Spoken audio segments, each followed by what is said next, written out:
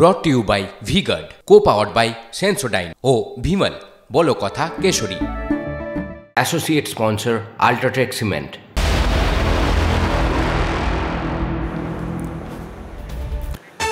উত্তরবঙ্গ থেকে দক্ষিণবঙ্গ, তৃণমূল লোকসভা ভোটে জিতেছে ঠিকই, কিন্তু তারপরেও চিন্তা রয়ে গেছে তৃণমূলের অন্তরে। কারণ শহরাঞ্চলে তৃণমূলের ভোট অঙ্ক খুব একটা কিন্তু ভালো নয়, আর তাতেই কি খাপ্পা শাসক নেতারা।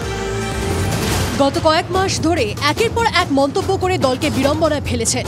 সেটা ছিল লোকসভা ভোটের প্রচার। কোচবিহারে বিজেপির জমি দখল করেছে তৃণমূল কংগ্রেস, কিন্তু তাতে কি উদয়ন গুহর হুমকি হুঁশিয়ারি থামার নয়। বৃহস্পতিবার কোচবিহারের মাথাভাঙায় তৃণমূলের জয়ী প্রার্থী জগদীশ বর্মা বসুনিয়ার সম্বর্ধনা সভা ছিল। রাগঢাক না করে সেই মঞ্চ থেকে খুল্লা ভোটারদের হুঁশিয়ারি দিয়েছেন উত্তরবঙ্গ উন্নয়ন মন্ত্রী। উন্নয়নের টাকা বরাদ্দ করা নিয়ে আমরা ওরা মন্ত্রীর গলায়। মাথাভাঙা একের জন্য 4 কোটি টাকা এবং মাথাভাঙা 2 ব্লকের জন্য 10 কোটি টাকা বরাদ্দের ব্যবস্থা করে এসেছি। মাথাভাঙা শহরের জন্য 1 টাকাও দেওয়া হয়নি। আমার নিজের দিনহাটা শহরের জন্য আমি 1 টাকা বরাদ্দ করিনি এবং কুষ্টিয়া শহরের জন্য 1 টাকা বরাদ্দ করিনি। কেন মাথাভাঙা, দিনহাটা, কোচবিহার শহরের উপর মন্ত্রীর এত রাগ? উত্তরটা ভোটের অঙ্কেই লুকিয়ে রয়েছে। লোকসভা ভোটে কোচবিহার আসন 39,250 ভোটে জিতেছে তৃণমূল, কিন্তু কোচবিহার, দিনহাটা ও মাথাভাঙা শহরে পিছিয়ে শাসক দল। তাই মন্ত্রীর সাফ কথা, মাথার উপর ছাপ দেবে, পেটে ভাত দেবে, আর ভোট দেওয়ার সময় পদ্মফুলের ছাপ দেবে, তাদের ব্যাপারে নিশ্চয় জেলার রাজনৈতিক বিশেষজ্ঞদের মতে 24-এর ভোট লড়াইয়ে মুখ্যমন্ত্রীর স্বপ্নের লক্ষ্মীর ভান্ডার প্রকল্প তৃণমূলে অনেকটাই মাইলেজ দিয়েছে। সেই প্রকল্প নিয়েও উদয়নের হুঁশিয়ারি। জনপ্রতিনিধিদের হাতে কিছুমাত্র ক্ষমতা দেওয়া হোক, যাতে আমরা দেশের অন্ততপক্ষে এটা বুঝতে পারি যে কার লক্ষ্মীর ভান্ডারের প্রয়োজন আছে, কে লক্ষ্মীর ভান্ডার নিয়ে এই কথা বলেন যে কার বাবার টাকা দিন, তাদের একটা দেখিয়ে দিতে চাই কার বাবার টাকা।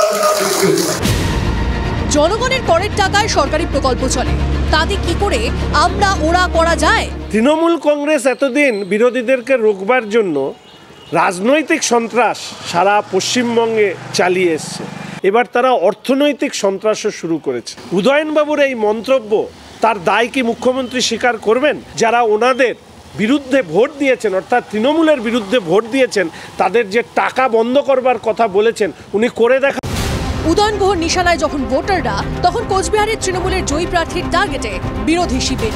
আমি এই নীতিতে বিশ্বাস করি না যে আমার গালে কেউ যদি একটা চড় মারে আমি এই পাশের গালটা হারিয়ে দিয়ে বলবো এখানেও একটা চড় মারে। এইরকম রাজনীতি আমরা করি।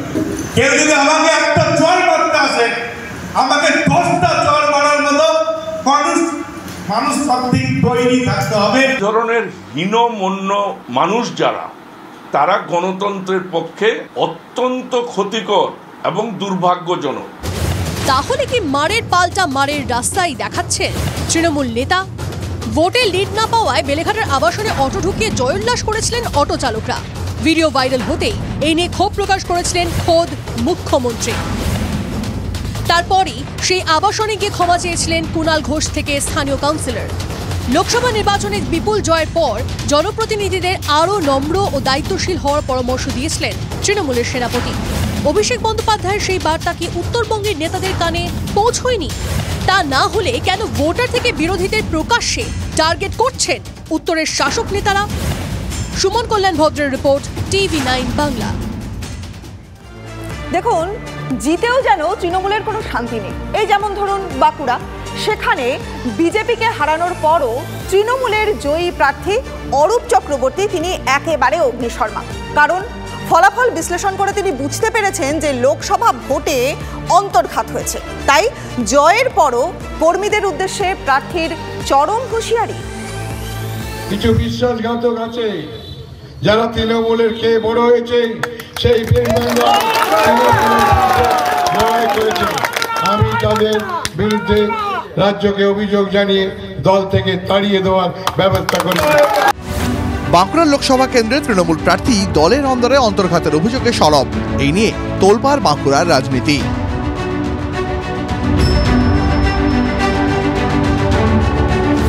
সদ্য সমাপ্ত লোকসভা নির্বাচনে এই রাজ্যের নজরকাড়া কেন্দ্রগুলির মধ্যে ছিল বাঁকুড়া। বিজেপির হেভিওয়েট কেন্দ্রীয় মন্ত্রী সুভাষ সরকারের সঙ্গে তৃণমূলের তালডাংরার বিধায়ক অরূপ চক্রবর্তীর ভোট লড়াই। স্বাভাবিকভাবেই বাঁকুড়া দখল নিতে দুই ফুলই কোমর বেঁধে ঝাঁপিয়েছিল। জয় পেতে প্রথম থেকেই দলীয় কর্মীদের প্রতি ঝগড়াঝাটি না করার কাতর আবেদন শোনা গিয়েছিল তৃণমূল প্রার্থীর গলায়। এই কঠিন অবস্থায় কোনো কর্মীকে বিভাজন হতে দেব না, দরকার হলে পায়ে ধরে নেব, ভোটটা করুন। ভোট যুদ্ধে শেষ হাসি হেসেছে তৃণমূলে, কিন্তু তাতেও নাকি মুখ তেত। সূত্রের খবর, কর্মীদের বুথ ফেরত সমীক্ষা দেখে বাঁকুড়া তৃণমূল নেতৃত্ব ভেবেছিলেন অরূপ চক্রবর্তী লক্ষাধিক ভোটের ব্যবধানে জিতবেন। অথচ তৃণমূল প্রার্থীর জয়ের ব্যবধান মাত্র 32,778 ভোট। এমনকি অরূপ চক্রবর্তীর নিজের শহর বাঁকুড়াতেই তৃণমূল পিছিয়ে 16,312 ভোটে। কেন এই ফল? অঙ্ক মেলাতে গিয়ে তৃণমূল কর্মীদের একাংশের অন্তর্ঘাতের তত্ত্বই নাকি উঠে এসেছে, আর তাতেই অগ্নিশর্মা বাঁকুড়ার সদ্য জয়ী তৃণমূল প্রার্থী। তাই সিমলা পালে অরূপ চক্রবর্তীর হুঁশিয়ারি, দুষ্ট গরুর চেয়ে শূন্য কল অনেক ভালো, তাই এই দুষ্ট কুকুর আমি আর দলে রাখতে চাই না। আমি কয়েকদিনের মধ্যে ঘোষণা করব, যারা তৃণমূলের খেয়ে তৃণমূলের পরে তৃণমূলের হয়ে বড় হয়েছে, যারা তৃণমূলের পঞ্চায়েত জেলা পরিষদ ভোগ করেছে, যারা পঞ্চায়েত সমিতিতে আছে, এই বেঈমান বিশ্বাসঘাতকদের বিরুদ্ধে আগামী দিন মানুষ রায় দেবে, আমরা দল থেকে বিতাড়িত করে দেব। বেঈমান বলতে কাদের দিকে ইঙ্গিত করছেন সাংসদ? সেটা খোলসা না করলেও এই হুঁশিয়ারি যে মুখ ফসকে বলা কথা নয়, সেটা বুঝিয়ে দিয়েছেন খোদ অরূপ চক্রবর্তী। রাজ্যকে জানাবো, রাজ্যে দুষ্ট গরুর চেয়ে ভালো, যারা তৃণমূলের খাবে করবে আর তৃণমূলের বিশ্বাসঘাতকতা করবে, তাদেরকে কোড়ারে বার করে দেবো। অন্তর্ঘাত নিয়ে তৃণমূলের অন্দরে যখন শোরগোল, তখন বিজেপির প্রশ্ন। নিজেই স্বীকার করছেন যে তার দলের লোকেরা তার হয়ে কাজ করেন না। তার মানে উনি কিভাবে তাহলে জিতলেন?